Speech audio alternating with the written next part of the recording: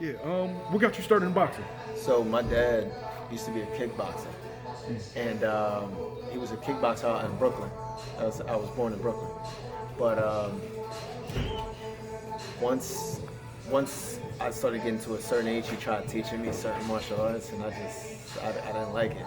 So I had an uncle, and he was a big boxing fan. So I remember him sitting me down one time, and we were watching Chavez Sr., a fight on Chavez Sr., and it was probably like 88, 89, something like that.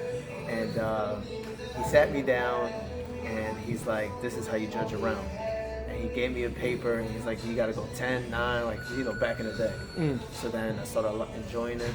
I started getting into it, and then when I was around 15, 16, that's when I actually started practicing the sport until 37 now.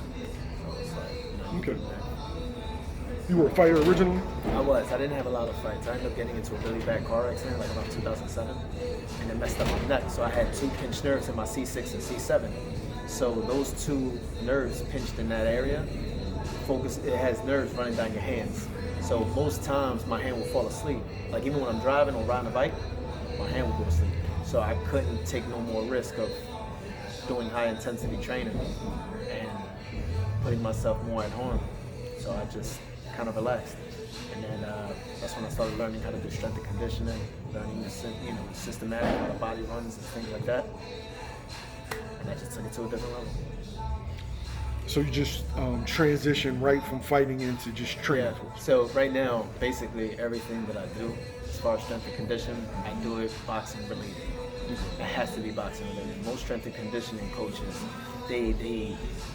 one style works for them, and that's the way that they train their fighters. That's not how you're supposed to do it. You're supposed to do it with improving the fighter where their flaws and then kind of sharpen up and polishing their positives and then work from there. But if you just go right in and learning, say, like a jailhouse system, you don't have that much time to rest. You don't have that type of diet that you do in the prison system. They didn't really do much. They work out, they ate, and then they slept. You know what I mean? So you really didn't have that much. So you can't really use that type of style into the sport. So learning this is very, very careful, because you can't do too many weights with fighters. Everything has to be resistance, body weight. So it's tough. It's a very challenging job, but it's one of the most important jobs to have. So it's interesting, but I've been doing it since about 2007. 2007? Mm-hmm. How many fighters are you currently working with?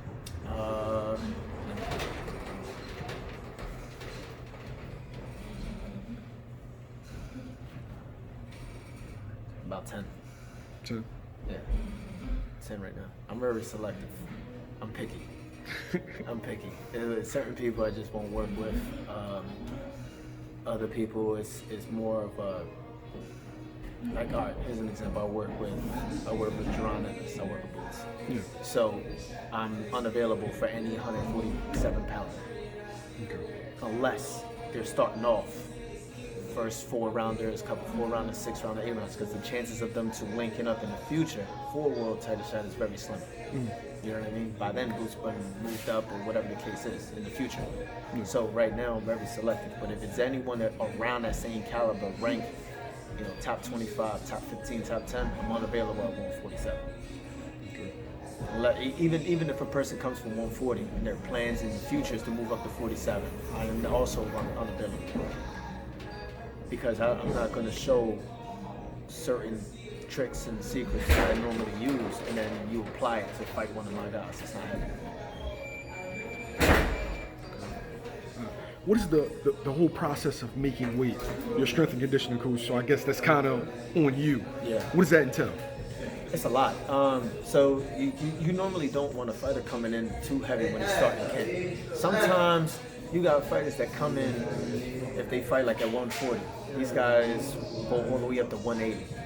I don't recommend that just because it's too much weight in a short period of time to go.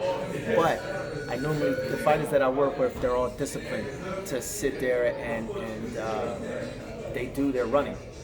And I'm like, listen, I know you're off season, that's fine, but at least run. I don't give them no 10 10 miles, 12 miles, 8 miles. No, we do everything basic.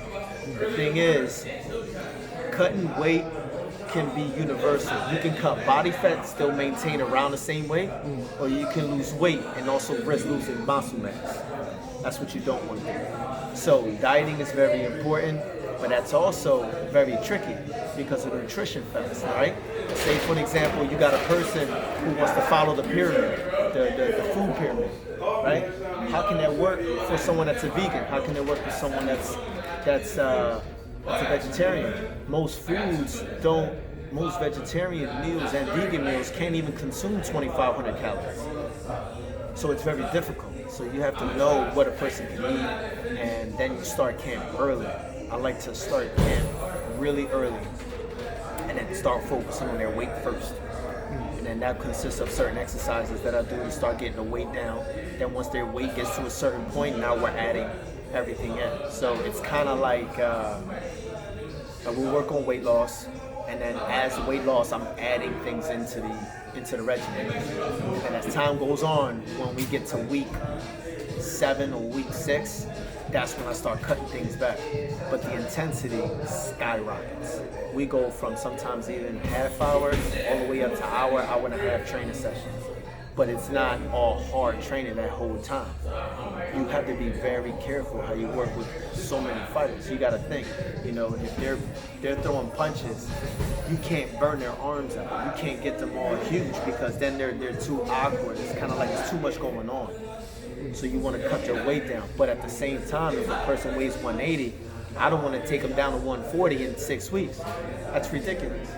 You can't do that. So I normally have my guys, all of them, we're all in agreement. You can't be over a certain amount of weight as long as we work. Because then it makes my job easier and it makes your health a lot safer when you're cutting down. You know what I mean? Are you monitoring, like, during their break? Like, okay, they have a fight, and, it's normally, depending on who the guy is, 2 to 3 months in between fights. Are you constantly monitoring them? Yeah. Absolutely. It's always a consistent communication. Now, okay, let's just say we got a guy. We're going, for the sake of the discussion, we'll say guy A. Guy A trains. He has a 4-round fight. He gets off. Now, for 4-rounder fights, you do that in the beginning of your career, right? And you gradually move your weight up. But because I'm not going to condition a guy for a 12-round fight if you're fighting 4 rounds. I double the number. So we'll do 8. We can do 6 sometimes, but I do everything based on what their opponents are. So let's just say we got guy A. He fights in April, but then in June he's fighting another guy. I need to know ahead of time who we're looking at, and then that's going to determine when I start camp with them. Physically, no, but in the beginning, I'll give them about a week off. Take a week off, do what you gotta do, just don't overdo anything. If you're gonna have relationship issues and things like that, go do your thing. But once we officially start camp, everything gets cut. If you're gonna eat and cheat and do your little meals here and there, fine. But once start slacking off when it comes to this. So like say, most fighters I work with, they love fried foods and they like pizzas and cheesesteaks and everything like that. Yeah. Cool, flush it down with water in the end. Flush it down with water. You know what I mean? If you're going to drink soda, okay, then double up your water intake, a couple more after that. Don't drink two 24 ounces of soda that day. If you're going to drink 1, flush the rest down with water. So that's how I always monitor certain things. Now you got guys, say like this guy, he trains so hard that it's okay for him to eat and intake certain calories because I'm like, I know he's going to burn himself. That his drive of working has to match more what he's burning. Speaking of Boots, right? He's probably the biggest 147 pounder in the division right now. Yeah. I'm still trying to figure out how he makes weight. Is that a testament to you? It's a secret, man. This guy. Listen, I remember, true story. I remember in 2013, it was Boots, his brother Farah, Olivia was also one of the fighters that came down, and and Bozy, his father. We all was fighting in Puerto Rico. And I went to Puerto Rico. I was also competing. And I went to Puerto Rico already on weight. I was fighting at 145 was the give or take, right? And I came down 4 days before the fight. No, I'm sorry, 6 days before the fight. I was already at 150, right? And we get down there, I'm on weight, and I see Boots eating, and he's drinking his stuff and everything else, and it's whatever. He's very young at the time. I think he was like 15. So then he calls me. He goes, "Hey, can you walk me? Let's go to Wendy's. I want a smoothie." So I was like, "All right, let's go." All right, let's go. And the next day, his dad goes, "Boots, how much you weigh?" He tells me before he even answered the question. He's like, "Man, I'm weighing 170." I'm like, "Boots, you weigh like 170? You fighting at 40, bro?" He was like, "I know." And I seen him lose 17 pounds within that week. Stopped the kid in 17 seconds. Wow. Broke the kid's ribs. 17 seconds. Boots threw 2-3 jabs out there. Read him, figured him out within the first 5. Kid, he hit this kid so hard, he was rolling around in the ring. Kind of like when Roy Jones fought somebody like that. He caught him with the leading hand shot to the ribs, and he had the guy rolling around. He broke the kid's ribs, and he cut that much weight that fast. So it's incredible how fast he does it. It don't even make sense how fast he loses that weight. It's crazy. It's that immune system, not immune system, I'm sorry. It's that metabolic rate that he has. His metabolism is unreal. And you know what's crazy? His whole family's like that. Pooh's like that. Faraz like that. He's like that. Bones like that. It's crazy. But the thing is, all of them, his dad fought at middleweight, brother fought at super middleweight, the other brother fought at middleweight. Yeah. How long can he stay at 147 just on sheer genetics? Eventually, I can definitely see Boots graduating into a different weight division. Not right now. He's going to unify first. And then a couple title defenses. No one can take him. All right, let's go up. That's how I see it. That's my prediction. But that's how I see it. Yeah, his weight is unbelievable. But also too, like I really work him. He has his own routine where he comes in, he does his warm up. He likes his own warm up, so he does his own warm up. Then I just add to it towards the end. We get together. And that's it. I think the lightest he came down recently was like 143. For 147 pounder, he had to eat to be 145, 146 on a scale. Sheesh. Yeah, he had to eat, and he still did amazing.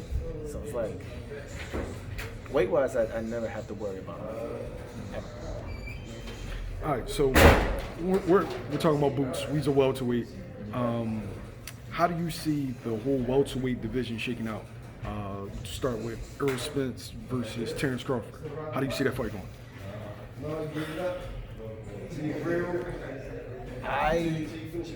What concerns me with Errol Spence was the accident, right? We can say that he never sustained a serious injury. Thank goodness for that. That he never got tragically hurt where it put an end to his career. But we all don't know how he's going to react in the ring.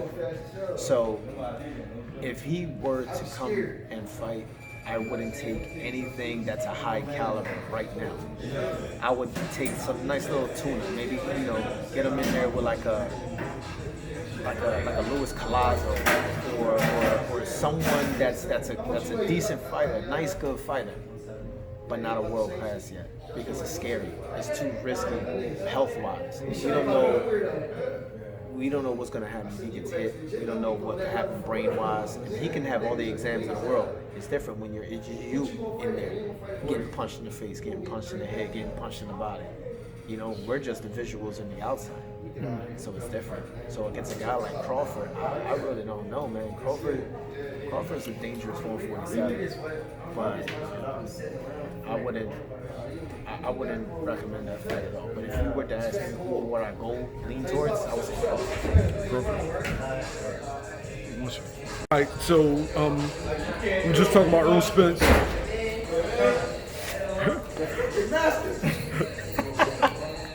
All right, go ahead. We were just talking about Errol Spence, Terrence Crawford. Now, Yeah. before they end up meeting up, Spence has to fight Danny Garcia, Yeah.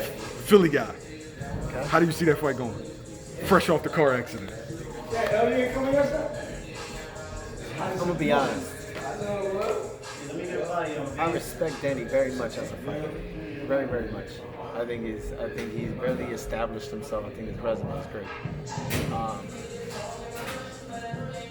I like Errol Spence, but I'm gonna have to give it to Danny.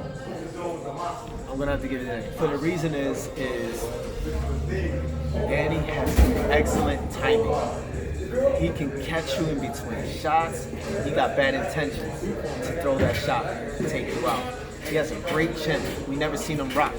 And he's fought some tough guys. Like T-Stay. He's fought Porter, even though Porter may not be a tough puncher, but that's just somebody speaking from the outside. You know, and then you got Thurman. He can take some shots, man.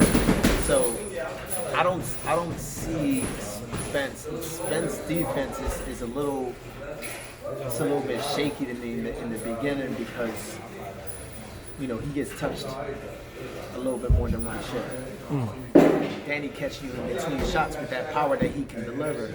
I don't know, man. With that accident, I would love to see Spence fight first to me to make any type of determination or prediction. But if you were to say it's happening Saturday, I'm going to go with that. Okay. All right. Like I said, you got one of the best prospects at 147. You got all the top welterweights. It's probably the most stacked division. Yeah, for sure. Do you think your welterweight, Jaron Ennis, wipes out the whole division? Yeah. Without doubt. Here's the thing. Most people would think that I'm being biased because that's a guy that I work with and I'm friends with the family. We grew up together, right? I seen what this kid can do, right? And I don't know if I mentioned it before, but even in sparring and fighting, he hasn't even shown 50% of what that kid can do. He hasn't even shown that yet. So it's kind of like no one has challenged his IQ enough to really for him to go into his bag of tricks and show what that man can do. So right now, Crawford's an excellent fighter, right? Danny's on his way out. I respect Danny very much. Listen, Danny's mom made my boxing trunks in 2007 going on. So like, I respect that family very much, especially each other. But nah, nobody's touching it. Nobody's touching it. Nobody. We can bet whatever we want. I'll do a whole free session. I'll do a whole training camp for free. If anybody can knock that man off his position. A whole training camp for free. The whole world title don't even matter the caliber. I'll do it for free. So you feel like he's the heir apparent to the division? Yeah. I think the best for him will be future-wise. So my prediction is he wins the title. It's possibly vacant because no one's going to want to fight him. He's suffering the same problem that Aaron Pryor did. Aaron Pryor back in the day had trouble finding opponents too. So as of right now, that's what he's suffering from. He's going through that path. Whatever contractual issues is going on, that's personal. However, he's suffering from that problem that Aaron hit prior. No one wants to fight him. It's not about money. It's going in there, high risk, low reward. You know what I mean? It's kind of like you going in there and you call Mayweather out. He fights you, but all right, I'll just give you X amount of money. You fight Mayweather. You can get it for the experience, but at the end of the day, it's kind of like high risk, low reward. What are you getting out of it? You know you're not going to do well. So what's the risk? Especially if you're already an up-and-coming fighter. If you're already a contender. You know what I mean? A lot of people don't want that O to be taken away. But sometimes when you're a fighter, you just fight. Who cares about the O? Most greats have losses.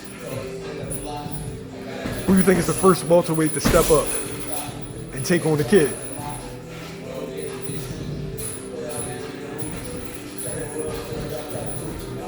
I would like to see Boots fight like at 47. Yeah. I would like to see a Pacquiao. I would like to see that. Pacquiao don't fought everybody. So in reality, regardless of the outcome, what Pacquiao has to lose. Pacquiao's legendary. No matter what, he's going in the books, right? So what does it matter? I don't see Danny taking that fight. I don't see Spence taking that fight. Crawford right now, I'm not gonna actually see that like either. But I would like to see him fight Thurman, Porter. I would like to see him fight Ugas. That's a good fight. Yeah, that's a great fight. And then for Virgil Ortiz, like with these people making it out to be, listen, that's a pay-per-view fight. That's a pay-per-view fight 154. Okay, that's where you see it happening at? Yeah. Pay-per-view, multi 8-figure fight, 154 unified. How tall is Virgil? Are they around the same height? I'm not too sure. But that's what I see. I definitely see that. 154, multi-million, 154. How does the fight between Boots and Virgil go? I don't know, it's hard to tell because Virgil's still. I think Virgil's great. I think Virgil's a fantastic fighter. It's great, it's special, but it's hard to really give an input. When you want to, even though we've seen a lot of Virgil, but I want to see him at a higher caliber type of fight. And again, I'm not in Virgil's camp, so I can't tell you what we see. I would like to see Virgil fight somebody like Brandon Lee. That'd be nice. Nice, slick fighter. Oh yeah. I like Brandon. I like that. I like Brandon a lot. I like Brandon a lot. So I would like to see something like that. So I could be like, okay, this is gonna be nice. This is gonna be nice. You know what I mean? So we'll see. Thanks, Rob. I appreciate it, Hey, man.